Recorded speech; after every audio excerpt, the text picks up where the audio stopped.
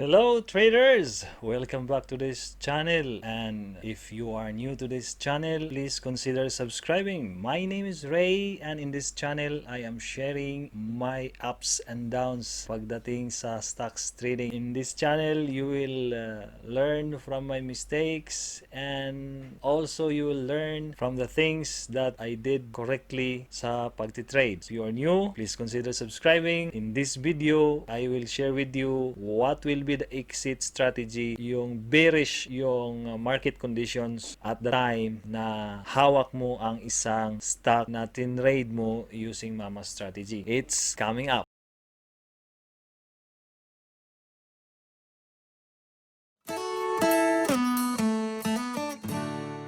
Okay guys, so paano nga ba natin i-handle yung isang trade pag bearish yung market condition? So, ano nga ba yung bearish pag sinabi natin? So, diniscuss ko nung nakarang video, una kong tinitingnan is yung global market. So, bago mag-open yung Philippine market, tinitingnan ko muna yung global market like yung website na CNBC. I-open ko yon, makikita mo doon yung Asian market. Next kong titingnan is yung European market, and then the next one will be the US market, which is somehow doon tayo nagmi-mirror. Yung Dow Jones halos magkaparehas lang ng pattern ng mga formation ng candles. Halos yung pattern niya ay parehas ng PSEI. So, yon ang isa sa tinitingnan ko. Kung green ang Dow Jones, so ini-expect natin na maganda rin ang takbo ng PSEI. So, based on that, may idea na ako, or magkakaroon ka ng idea kung ano ang condition ng araw na to. But of course, it's all a probability, it's all an assumption, but you have to really see it pagdating sa pag-open ng market kung ano ba talaga yung nagiging market condition at that time. So, ang i-share ko sa inyo ngayon ay ang live trade ko kanina while doing sa trade. I am recording a footage kung paano ko siya hinandle. So, tingnan natin to kung anong nangyari dito live habang ginagawa ko yung trade. Ito yung exit strategy using Mama setup. And my example ko dito is yung video. Okay, so pinasok ko tong stock na to in this candle. Okay, anticipation sana rito na mag-cross. So live tayo ngayon yung market para ipakita ko lang sa inyo kung paano ko minomonitor yung stock, yung exit. Kasi ang topic natin dito is yung ano nga ba yung pag-exit ng Mama. Kasi ano to ang Mama pagdating sa exit, flexible siya. Meron kang mga market condition na dapat i-consider. So, itong market natin ngayon, you have to consider kung saang time frame ka based doon sa market conditions, di ba? So, sa first discussion ko, yung gap up, which is on another video. So, ito, pangalawang video, for the sake of this illustration, share ko sa inyo yung pinasok kong trade sa video. So, since nagpa-practice pa lang ako, maliit lang na shares ang binili ko just for the purpose of illustration also dahil nag-aaral na ako So, gaya ng sinabi ko noon, hindi ako master trader whatsoever. Sinishare ko lang kung ano yung naiintindihan ko sa almost 1 year kong paggamit ng strategy na to. Although hindi ko lagi itong ginagamit kasi kailangan mong bantayan talaga kagaya ng binanggit ko doon sa paano i-monitor siya.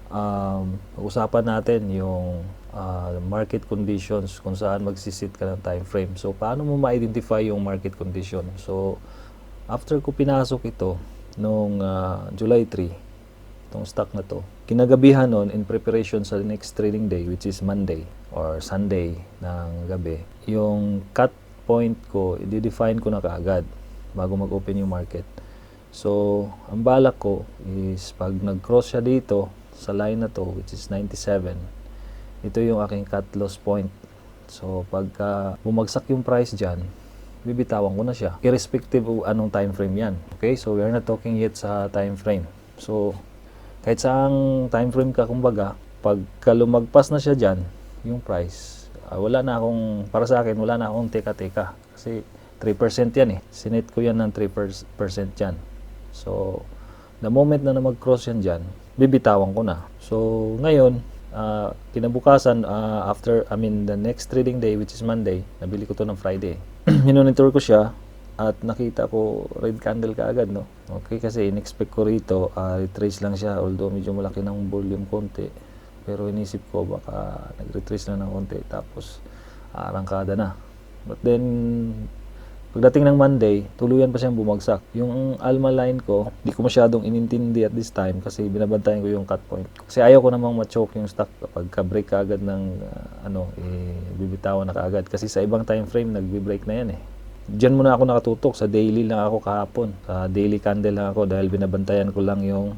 Kasi wala naman akong gain na pinoprotektahan eh. Dahil automatic pagkabili, bumagsak kaagad kinabukasan. So wala akong pinoprotektahang gain. So wala akong pakialam sa alma muna. Binabantayan ko is yung cut point ko pag na-hit, sibat na. Ibig sabihin that the trade went against me. Cut na ako, tapos iwanan ko na. So far, hindi pa naman siya na-hit. So nag-hold lang ako. So ngayon, the next day, bali ngayon, binabantayan ko siya based doon sa market condition. So paano ba malalaman kung ano yung market condition? So siyempre ngayon nasa pandemic tayo. So yung sentimento pa lang ng merkado, 'di ba, bearish na siya. So pag bearish, dapat naka 30 minutes ka or 1 hour. Alin doon sa dalawa yung maganda. So since wala pa akong pinaprotektahang gain dito dahil pula pa rin uli, nakastick ako sa daily. Okay, mostly sa daily ako tumitingin. Pero pag the moment na magkaroon na siya ng significant gain or nag-above alma na siya, umpisa ko nang poprotektahan yon. Okay? Umpisa ko nang protektahan yon by determining sa market condition, at the same time i-determine ko na yung time frame ko. So kung titingnan natin yung market conditions, yun nga, bearish ang sentiment dahil pandemic. So yan yung general, no? General market sentiment. Hindi lang sa Pilipinas kundi buong mundo, no, dahil sa pandemic, dahil sa COVID-19. Next, kung titingnan, daily naman na galawan ng mga international market or yung global market. That is how to determine kung anong market condition tayo, no. Bago nag-open ngayon yung market kagabi, okay, tinitingnan ko yung result dito sa CNBC. Makikita mo kasi kung anong nangyari sa Asian market. So ito yung time frame ngayon, kasabay natin to, di ba? Asia, sa Nikkei, Buy, sa Shanghai, okay, sa Australia, Korea.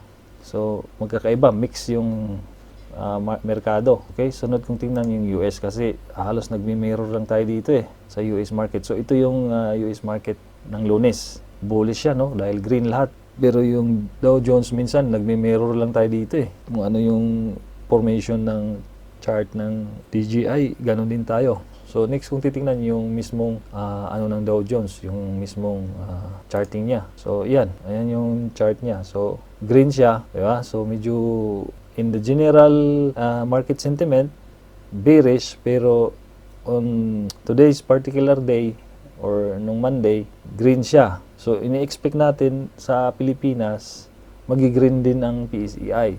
So next kung titingnan is yung PSEI. So live tayo ngayon sa PSEI, no. So hindi naman siya nag-dip ng malalim, pero pula pa rin tayo. Pero napakaliit lang yan, wala pang 1% yung drop. So hindi pa natin alam pag nag-close, baka green din tayo kagaya ng DJI. Ngayon, pag natingnan ko na yan, so meron na akong perspective kung ano yung market condition. So ngayon, titingnan ko ulit naman yung stock ko. Ano yung naging galaw niya? Magulo ba siya gumalaw ngayon? Pag akyat bababa ng stock, masyado bang mahahaba yung mga fluctuations? So pag ganun, magwa 1 hour lang ako. So palipat-lipat lang ako between 1 hour and daily time frame, since wala pa naman akong pinaprotektehang gain. So ginagawa ko, para ma-monitor ko both, magmo-multi time frame ako na dalawa lang sila. Dalawang split lang, no? Isang 1 hour, isang 30 minutes. Tapos tatanggalin ko na tong MACD. Dahil alma break lang naman, di ba? So tatanggalin ko na yan. Tapos siyempre i-define ko yung aking cut point para hindi mawawala sa isip ko yan. Na pag lumagpas dyan, bibitawan ko na yung stock. Kasi yan yung point na willing akong malugi dyan. Para hindi ko naman ma-choke yung stock. Kasi halimbawa, wala naman ako pang pinoprotektahang gain, di ba? Tapos yung alma ko is nasa baba. Kung yan lang ang intindihin ko na ma-break, mag-cut kagad ako. So malay mo, di ba? Nag-rebound pa pala yon. So nacho-choke yung stock, yung trade. Babasihan ko pa rin yung cut point ko. Hanggat hindi ako nagkaroon ng significant gain, napoprotektahan ko through alma. So kasi ang alma kasi nag-serve as parang para siyang trailing stop. Yung kagandahan ng alma dynamic siya, parang trailing stop. So ganyan lang, tip ko lang na ganyan para lagi kong may tanda. So ngayon diyan ko makikita kung saan ba magandang mag-exit. So ngayon titingnan ko rin siya sa malaking chart, ganyan. Kaya since nagli-learn pa lang ako, ang ginagawa ko isang stock lang talaga ako. Ayaw ko mag-monitor ng marami dahil hindi ko matutukan Ito yung 1 hour, ito yung 30 minutes. So titingnan ko saan pwedeng maganda mag-exit. So sa daily, so hindi pa naman siya talaga tumawid sa cut point ko. So hayaan ko lang siya. Kaya minsan mas paborito kong gamitin yung fishbowl dahil 30 minutes stricto yung time frame doon lang siya. So umaga pa lang mapapa-exit na ako noon for sure. Kaya wala akong open position pag pumapasok ako sa trabaho. Kasi kagaya ngayon, anong oras na? Alas 11, mag-alas 12 na. Dapat 12:30, alis na ako Alis na ako dito sa bahay para magtrabaho. Kaya lang pag mama yung gamit ko, pag walang exit signal or sell signal, babaunin ko talaga sa trabaho yan. Kaya minsan, doon papasok yung bagay ba sa'yo yung isang strategy o hindi. But anyway, for the sake of this illustration, talagang papakita ko sa inyo yan kung paano ko siya i-exit. So kung walang sell signal ngayon, bukas na naman. So laging alas 4 yung gising, alas 4 na ng madaling araw dito, tapos papasok ng 7:30. So ganun. So kaya masasabi ko ang exit ng mama is para siyang art. Okay, hindi siya nasa sayo bilang isang trader kung saan mas magandang mag-exit, anong time frame, at nasa sayo bilang trader kung paano ka mag-assess ng tinatawag nilang market condition at saan mo ngayon isi-set yung iyong time frame. Pero pagdating sa gap up at saka rally, medyo clearly define yung pag-exit, no? Kasi nga pag gap up, 5 minutes time frame, significant percentage gap up, 5 minutes yung time frame. Ang rally naman, which is pag-uusapan natin sa next video, is 15 minutes. So anything can happen, no? Kahit nakaset tayo sa ganitong mindset na parang in general bearish yung market, but in today's trading day, we expect na bullish dahil green yung Dow Jones, at kahit papano hindi naman ganun kalalim yung pag drop ng PCI, so nag-expect tayo ng strong close, parang ganun. So masasabi natin medyo bullish yung condition ngayon. Pero pag the moment na mag-rally yan, ibig sabihin another market condition yun, no? So mag 15 minutes tayo nun to protect kung meron na tayong significant gain. So mag-start ang significant gain ko dyan, I think above ng konti doon sa entry level ko. Ang entry ko kasi nito is 99.95. So ganun lang guys. So bantay lang natin yung exit nito. So kung walang exit signal, sell signal, kung walang signal, either cut close na signal or pagkaroon na ng significant gain, saka natin i-implement yung alma break.